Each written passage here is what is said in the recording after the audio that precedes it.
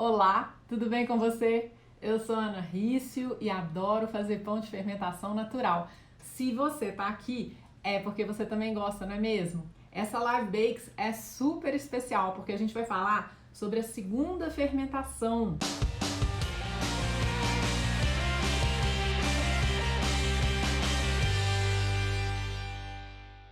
Tá? Primeiro a gente tem a primeira fermentação, depois a gente tem a segunda fermentação. O que é essa segunda fermentação? Como que eu sei que a minha massa está em segunda fermentação? Primeira coisa, né? Falando aqui em segunda fermentação, a gente falou ontem da primeira fermentação, a gente falou de mistura, primeira fermentação e tudo mais. E aí agora a gente vai falar da segunda fermentação. A segunda fermentação começa a partir da modelagem da massa. E a modelagem só é feita no momento certo, né? No tempo certo da massa. Quando a massa adquiriu volume suficiente, estrutura suficiente, quando ela fermentou tempo suficiente antes de ser modelada, a gente vai modelar essa massa. Ou, se a gente tiver uma grande quantidade de massa, a gente vai fazer uma divisão da massa, a gente pode fazer também uma pré-modelagem e depois a gente vai fazer a modelagem, tá? Vamos dizer que a divisão é opcional. Por quê? Porque se você estiver fazendo uma pequena quantidade de massa e essa massa for o suficiente para um pão, você não precisa dividir essa massa. Você só vai dividir a massa quando você está fazendo uma grande quantidade de massa e aí você vai dividir para fazer vários pães, ou quando você faz uma massa de um tamanho até que não é muito grande, mas você quer fazer pãezinhos pequenininhos. Aí você vai precisar dividir essa massa. Tá bom? Então a divisão ela é opcional, tá? Se eu divido a minha massa, normalmente eu preciso fazer uma pré-modelagem, tá? Que é? Por quê, né? Porque eu vou dividir uma grande quantidade de massa em pedaços muito irregulares. Aí eu vou pegar esses pedaços e vou fazer uma pré-modelagem neles para eles ficarem mais parecidos com o formato final da massa que eu quero. Pode ser bolinha, pode ser pãezinhos mais compridinhos, né? Tipo o pão francês, tipo um pão de cachorro quente, tá? Pode ser um pão arredondado, né? De qualquer forma, na pré-modelagem eu vou fazer esse formato mais aproximado da massa final quando eu corto vários pedaços de massa, tá?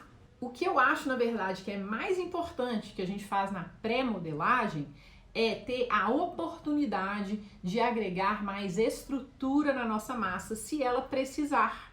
Como que eu sei que a minha massa precisa de mais estrutura? Porque ela está muito espalhada, porque ela está molenga. Então, na pré-modelagem, eu consigo fazer algumas dobras nessa massa para agregar um pouco mais de estrutura nela. E eu consigo fazer uma pré-modelagem um pouco mais firme também para ajudar a dar uma tensionada no glúten dessa massa.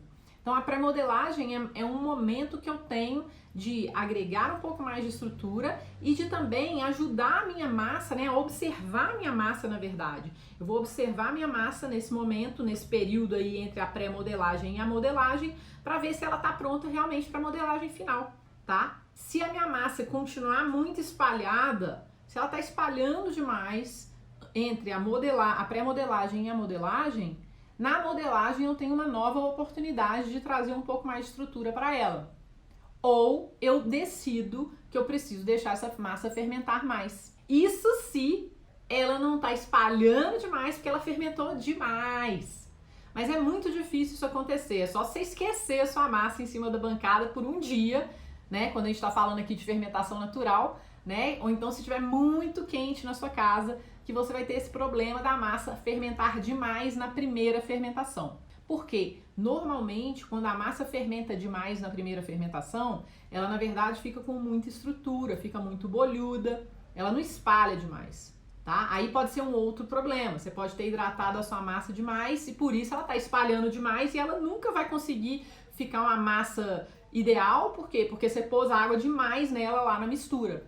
A gente tem que tomar cuidado com a quantidade de água que a gente coloca na massa.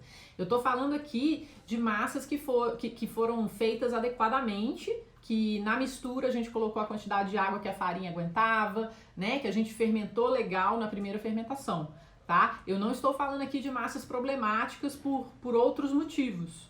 É importante eu frisar isso, tá? E também tem massas que são mais hidratadas, porque levam mais água na receita, mesmo tendo a farinha adequada, a receita requer mais água, tipo uma ciabatta, por exemplo. Então você vai ter que ter mais delicadeza para lidar com essa massa na hora de cortar, na hora de fazer uma modelagem leve, tá bom?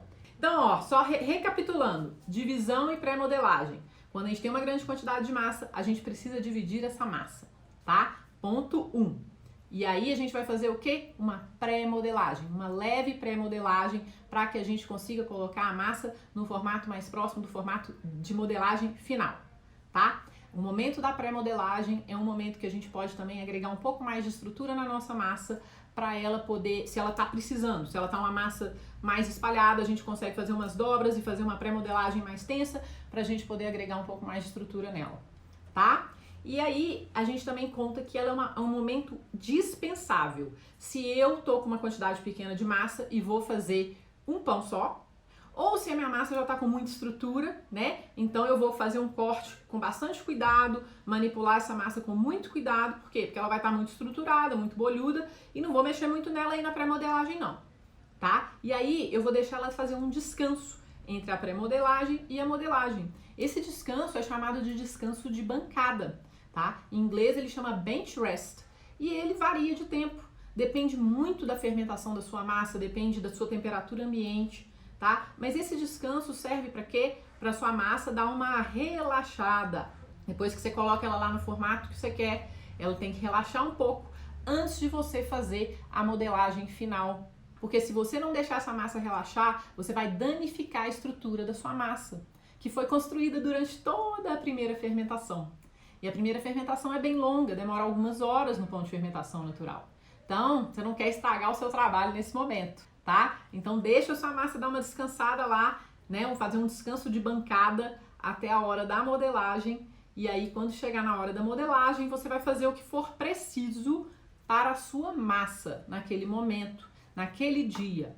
Por que que eu falo isso? Porque cada dia pode acontecer uma coisa diferente. A massa pode se comportar de forma diferente, a temperatura ambiente está diferente, a quantidade de fermento que você usou também pode ser diferente. E isso vai afetar o quê? A sua massa e a fermentação dela, né? Então, você vai observar como que essa massa tá nesse período de pré-modelagem e modelagem, e aí você vai tomar algumas decisões na modelagem. E eu vou dar umas dicas sobre isso ainda hoje nessa aula, tá bom? Chego então na modelagem, espero mais ou menos meia hora, entre 20 minutos, 40 minutos e vou para minha modelagem, né? Para que serve a modelagem? A modelagem serve para eu definir a forma final da minha massa, a forma que eu quero, se vai ser um pão maior, mais comprido, redondo, maior, né? Uma bolona, uma bolinha, um tanto de bolinha, né? Eu vou definir na modelagem a finalização desse formato, para ele ficar bem bonito, para ele ficar adequado ao pão que eu quero, né? Eu vou também prestar muita atenção na hora que eu tô fazendo a modelagem, porque a modelagem vai me ajudar a definir o miolo do meu pão. Muita gente fala, o pão com miolo muito aberto é o pão que leva muita água. Não necessariamente, são vários os fatores que influenciam no miolo aberto. Tá? Mas eu já dou uma dica aqui para você. A modelagem influencia o seu miolo. Se você faz uma modelagem muito tensa, ou se você faz uma bagunça lá e aperta e mete a mão na massa e a mão fica pesada, o seu miolo tende a não ficar tão legal quanto ele poderia ficar. Ou seja, se ele fosse ser aberto, você pode estragar isso na hora da modelagem, tá bom? Se você fizer uma modelagem muito apertada, se você manipular demais a sua massa, tá? Mas às vezes você precisa de um miolo mais fechado, dependendo do pão que você vai fazer, tá? Se você quiser fazer um pão doce, né? Um pão que é aquele pão fofinho, molinho, você vai passar um rolo na sua massa, você vai fazer uma modelagem mais apertadinha, né? Por quê? Porque é assim que é o pão, que você quer o pão. Mas se você tá fazendo um pão rústico, né, esse pão de fermentação natural com a casca mais grossa, né, que você vê que tem um miolo aberto, a modelagem influencia esse miolo aberto, tá? E se você aperta demais, se você faz uma modelagem muito tensa, o seu miolo vai ser mais fechado, tá bom? A modelagem vai influenciar o salto de forno do seu pão. Salto de forno é quando o pão cresce no forno. Se você faz uma modelagem mais tensa, você agrega mais tensão na membrana externa da massa e quando ela chega no forno, o que ela vai fazer? Ela vai explodir. Isso é legal, porque você vai então ter um melhor salto de forno. Se você faz uma modelagem mais leve, você vai ter um miolo que vai ser mais aberto, mas o pão talvez não salte tanto, tá? Então assim, tem os prós e os contras da modelagem aberta, da modelagem mais tensa. Depende do que você quer para sua massa, tá? Então assim, não é questão de ser certo e errado. É uma questão assim, o que eu quero? O que eu quero dizer para você aqui é que você pode controlar uma boa parte dos seus resultados com a manipulação adequada da sua massa na hora da pré-modelagem, na hora da modelagem e, claro, com a fermentação adequada, tá? E a modelagem também influencia na fermentação. É isso mesmo. Se você faz uma modelagem mais tensa na sua massa, né, se aperta ela bem, a sua massa vai perder um pouco do gás carbônico que estava lá dentro e ela também vai precisar de mais tempo para fazer a segunda fermentação, para ela crescer mais, porque tem mais tensão ali, ela demora a conseguir crescer mais, vamos dizer assim. Modelagens mais tensas exigem o quê? Mais tempo de fermentação, em geral. Sempre considerando um tempo, uma temperatura constante, claro, né? Eu não vou comparar o meu tempo que tá, vamos dizer, a 25 graus com o seu tempo de fermentação que tá a 32. Claro que a fermentação vai ser mais rápida aonde está mais quente, tá bom? Mas eu tô comparando aqui condições iguais de temperatura para a gente poder ver o que acontece quando a gente modela a nossa massa de maneiras diferentes, né? Ah, importante! A modelagem dá início à segunda fermentação. A partir do momento que eu modelo o meu pão, eu comecei a segunda fermentação. A segunda fermentação também é chamada de prove em inglês, tá? E ela é o momento que a nossa massa tem um segundo crescimento antes de ir para o forno. Eu recebo muitas dúvidas, muita gente fala assim, aqui, depois que eu modelo a minha massa, eu já posso colocar ela direto no forno? Vou te falar que 99% dos casos, não. Ela precisa ter uma segunda fermentação antes de ir para o forno. O tempo de segunda fermentação vai variar, tá? Ele não é igual para todas as massas, mas a massa precisa, depois de ser modelada, ela precisa de tempo antes de ir para o forno, tá? Para redistribuição dos gases na parte interna da massa, para ela crescer um pouco mais, para melhorar o sabor, tá? Porque senão vai virar um tijolão. Se você colocar, se modelar e tacar no forno, vai virar um tijolão o seu pão, na maioria dos casos. Tá bom? Mas vou falar agora também uma coisa importante, que é uma fermentação intermediária. O que é essa fermentação intermediária? Fermentação intermediária em bloco, que eu gosto de falar. O que é? Quando a gente faz a nossa primeira fermentação, a gente normalmente tem a massa numa caixa. Se a gente tem uma quantidade maior de massa, uma caixa grande, e a gente faz dobra, a gente espera, faz dobra, espera e tal. E aí, eu não sou obrigada, né, a, depois da primeira fermentação, pegar essa massa toda, dividir, pré-modelar e modelar e só então começar a segunda fermentação. Eu posso fazer também uma fermentação intermediária em bloco, né, uma segunda fermentação intermediária em bloco, melhor falando, que é o quê? Eu decido então que a minha massa na primeira fermentação já tá legal, bem fermentada, e aí eu vou pegar essa caixa, né, que tá a massa toda lá, que a gente chama de fermentação em bloco, porque é um bloco de massa, eu vou pegar aquilo e vou fazer então uma fermentação em bloco intermediária na geladeira, por exemplo. Vou pegar essa massa que já teve a fermentação legal na primeira fermentação, vou colocar ela na geladeira e vou deixar ela lá até amanhã, numa fermentação intermediária em bloco a frio, ou seja, maturação. Minha massa vai maturar, vai diminuir a velocidade de fermentação, ela vai maturar por algumas horas e aí eu vou tirar da geladeira, deixar ela voltar à temperatura ambiente e aí eu vou fazer a divisão, pré-modelagem, esperar, fazer a modelagem e terminar a fermentação. Aí eu vou colocar essa massa para assar. Essa é uma opção, muitas padarias usam essa opção também, né? Então assim, depende do que você quer. Depende do seu tempo lá naquele momento, né, naquele dia. Você fala assim, ah não, eu não tô afim de fazer a modelagem dessa massa agora. Taca a massa na geladeira, espera até amanhã, tira a massa da geladeira, espera ela chegar em temperatura ambiente, divide a massa pré-modela, modela, espera, depois você assa. Vai dar mais trabalho amanhã, mas às vezes hoje você não tem tempo.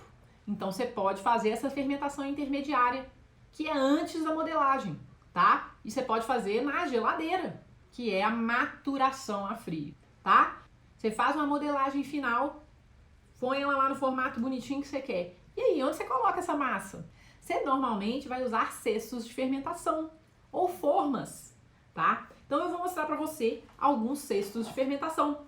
Esse aqui, ó, é o famoso Baneton, né? Ele é de fibras naturais, costurado, às vezes tem alguns preguinhos nele e ele vai dar aqueles anéis bem lindos no pão que a gente vê por aí, né? E ele também deixa passar um pouquinho de ar aqui, ó, tá vendo? Porque ele não é totalmente vedado. Ele vai deixar passar um pouquinho de ar e esse ar vai ajudar a formar uma película externa na casca do pão, que a casca do pão vai ficar em contato com ele. E isso vai ajudar muito na hora de desenformar e na hora de fazer o corte para colocar para assar, tá? Então esse aqui é o Baneton. Tem Baneton de todos os tamanhos e todos os formatos, não existe um padrão. Então muita gente fala, qual que é o tamanho do Baneton? Cara, tem vários tamanhos, formatos para pesos e tamanhos de massas diferentes. Depende do que você quer usar, né? Do pão que você quer fazer, do tamanho da massa que você tem, tá bom? Então não tem um padrão, não tem essa de ter padrão, você que vai escolher o padrão. E você também não precisa ter Baneton para fazer um bom pão de fermentação natural, isso aí é mito. Você pode ter um cestinho de palha, olha só que lindo esse cestinho de palha, e aí você pode colocar um paninho aqui nele, um paninho, esse aqui é um linho que eu coloquei aqui nele, e você pode fermentar o pão aqui dentro, tá? Então você não precisa ter Baneton, a desculpa não é, ah, eu não tenho um Baneton, por isso que meu pão não fica bom. Não tem nada disso, você pode ter, qualquer cesto funciona. Inclusive, você pode usar, por exemplo, um bowl de metal forrado com um pano que você só usa para fazer pão. Você forra esse bowl de metal e coloca sua massa aqui dentro, tá? Você não precisa ter Baneton para fazer bons pães. Eu custei a ter Baneton para fazer pão, demorei muito tempo para ter Baneton para fazer pão e eu já fazia pães muito legais antes de ter Baneton, tá? Outra coisa que você pode usar, né? Você pode usar formas de papel preparadas para pão, como essa aqui que é de panetone, tá? Ela é descartável, você já assa o pão aqui dentro e já entrega dessa forma. Tem vários formatos de forminha também. Você pode usar formas de metal, olha aqui. Forma de metal, essa daqui é antiaderente. Eu gosto muito de fazer pão de forma nessa forma aqui, tá? Você pode usar a forma mais altinha, mais funda também, antiaderente, tá vendo? Tem vários formatos, né? Essa daqui, por exemplo, que é a forma com tampa, né, do pão de forma, para ele ficar quadradinho, bonitinho, tá vendo? São várias opções que você tem para assar seu pão. Baneton não é a única opção, na verdade, para você modelar. Por exemplo, uma diferença importante, algumas pessoas perguntam, eu posso levar o Baneton no forno? Não, você não pode levar o Baneton no forno. Porque se você colocar o Baneton no forno e colocar seu pão passar no Baneton, você vai queimar seu Baneton, tá? O Baneton é uma forma para dar forma na massa enquanto ela faz a segunda fermentação. Daí você vai tirar a massa do Baneton e você vai assar. Se você modelar e colocar numa forma, aí sim, aí você pode assar o seu pão direto da forma, tá? Você vai deixar ele fazer a segunda fermentação aqui na forma. Quando ele chegar no ponto certo, você vai colocar essa forma no forno, tá bom? A forma, óbvio, vai pro forno. A partir do momento que eu modelo a minha massa, eu tenho uma escolha. Todo tempo que eu faço pão, eu tenho que fazer uma escolha. Então, na hora que eu modelei a minha massa, eu vou escolher. O que eu vou escolher? Se eu vou deixar essa massa em temperatura ambiente para terminar a fermentação em temperatura ambiente, ou seja, segunda fermentação em temperatura ambiente, ou maturação a frio, que é a segunda fermentação na geladeira. Depois que eu modelo, eu posso pegar a massa que eu coloquei no meu cestinho e vou cobrir esse cestinho e coloco na geladeira para fazer uma maturação a frio. Ou eu vou cobrir meu cestinho e deixar a massa num cantinho quentinho na minha cozinha para ela chegar no ponto antes de colocar no forno. Segunda fermentação em temperatura ambiente, tá? Por que eu vou fazer maturação a frio ou por que eu vou fazer minha segunda fermentação em temperatura ambiente? Traz muitas diferenças na sua massa e no seu resultado final. E eu vou falar para você as diferenças agora, tá bom? Olha só, maturação a frio, né? Eu modelo a minha massa, coloco na geladeira. O que vai acontecer? Primeira coisa, ela vai ser mais lenta. Por quê? Porque a geladeira é fria. Eu vou diminuir muito a velocidade de fermentação quando eu coloco a massa num ambiente frio. E o tempo vai variar de acordo com como a minha massa estava fermentada antes de ir para a geladeira, de acordo com a temperatura da minha geladeira, tá? De acordo com a temperatura do ambiente. Por quê? Muitas vezes você tá muito calor na nossa casa, a nossa geladeira fica mais quente do que ela diz que está, ou que você acha que ela tá. Quando tá mais calor, muito provavelmente sua massa vai fermentar mais rápido, mesmo estando na geladeira. Você tem que tomar muito cuidado com a temperatura da geladeira. Então vamos lá. Coloco na geladeira, maturação a frio, fermentação mais lenta. Ela pode ser feita tanto depois que eu modelo, ou a fermentação intermediária em bloco, tá? Eu não preciso estar com a massa modelada para colocar na geladeira, não. Eu posso colocar em bloco, tá? Quais são os benefícios da maturação a frio? Primeira coisa, a massa vai ter um sabor maravilhoso, muito mais complexo, né? Por quê? Porque as bactérias ácido-láticas do fermento natural vão entrar em ação e a gente vai ter uma complexidade de sabor maior por causa dos ácidos que são produzidos na massa que vão trazer mais sabor. E esses mesmos ácidos que as bactérias ácido-láticas produzem vão também trazer mais nutrientes para a nossa massa. Eles vão também quebrar a rede de glúten de uma forma mais eficiente, o que vai ajudar na digestibilidade do nosso pão, tá? A maturação a frio tem esses benefícios que só ela tem. Se eu fizer uma segunda fermentação em temperatura ambiente, eu não vou ter tantos benefícios nutricionais. Eu não vou ter tantos benefícios na questão do sabor. Mas tem gosto para tudo. Tem gente que prefere um pão que foi fermentado em temperatura ambiente. Então significa que a maturação a frio é muito melhor do que a segunda fermentação em temperatura ambiente? Não é questão de ser melhor ou pior, é questão do que você quer. Na fermentação em temperatura ambiente, né, depois que a gente modela segunda fermentação em temperatura ambiente, a gente vai ter uma segunda fermentação muito mais rápida. Então se você quer comer pão mais rápido, é melhor você deixar a sua massa em temperatura ambiente até ela ficar pronta para o forno, tá? Então ela é mais rápida, tem essa vantagem, né? Mas ela vai trazer um pão que tem um sabor menos complexo. Tem pessoas que preferem, tem pessoas que falam, eu não gosto do pão que tem um sabor acético, ácido, ou o que for, né, que a pessoa fala. Então é melhor você fazer a sua segunda fermentação em temperatura ambiente, porque aí você vai ter um pão com sabor mais suave, tá bom?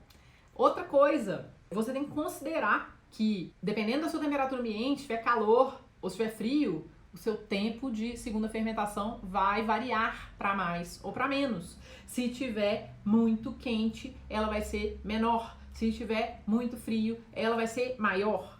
Se o seu fermento, vamos dizer, se você colocou uma grande quantidade de fermento na massa, naturalmente sua massa vai fermentar mais rápido do que se você tiver colocado uma quantidade menor de fermento na sua massa.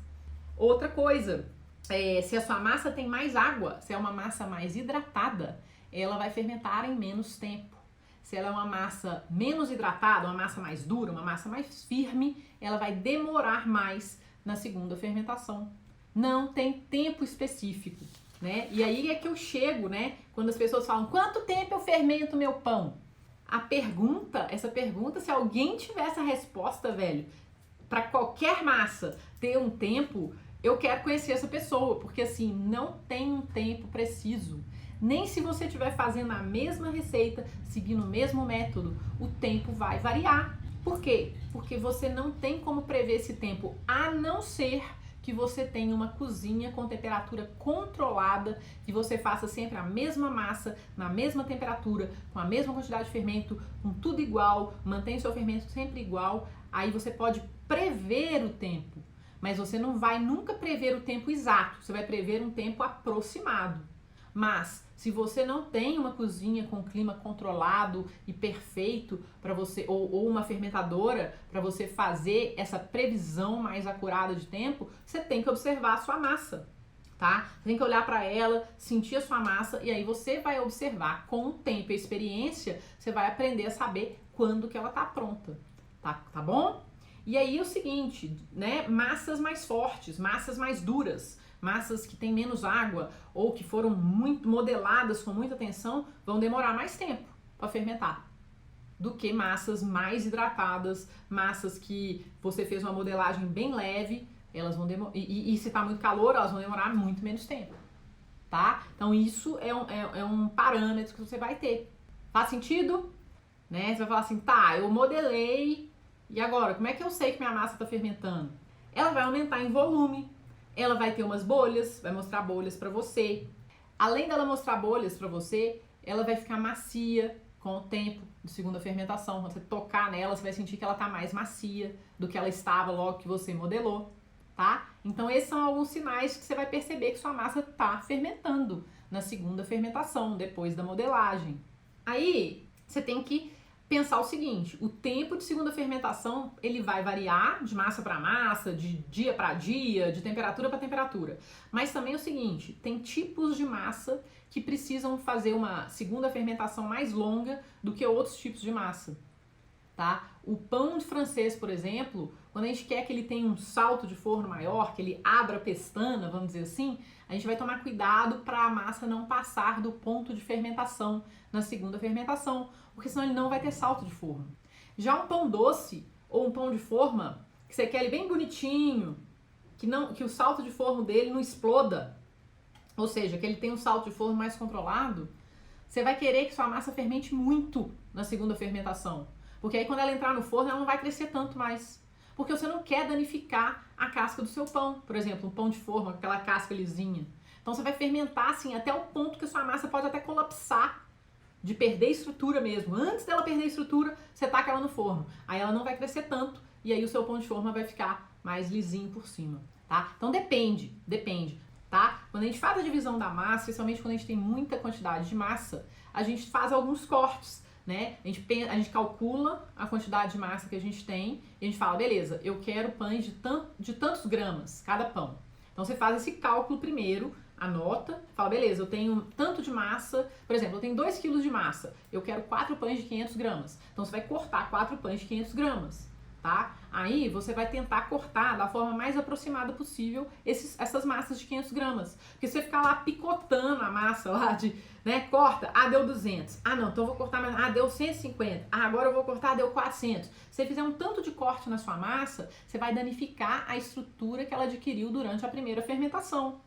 Então, nesse momento de corte, de divisão da massa, você tem que tomar bastante cuidado para você não danificar todo o trabalho de fermentação que ela passou, né, nas horas de primeira fermentação, justo na hora da divisão. Então, você tem que olhar e tal, cortar, pesar, aí você acerta, né, põe um pouquinho, pedacinho, assim, pequenininho de massa, mas aquele pedação, aquele corte maior, você já tem que fazer meio que de primeira. E aí você vai falar, mas como que eu vou saber fazer isso? Você tem que praticar, você tem que testar, você tem que praticar, coloca a mão na massa que você vai conseguir. Se isso acontecer, se você fizer uma divisão zoneada, ficar cortando um monte de pedaço, puxar a massa, aí você vai ter que caprichar na sua pré-modelagem, pra você tentar trazer um pouco mais de estrutura para sua massa, tá? O que eu vou tomar cuidado agora na modelagem? Eu falei os cuidados na divisão da massa, na pré-modelagem.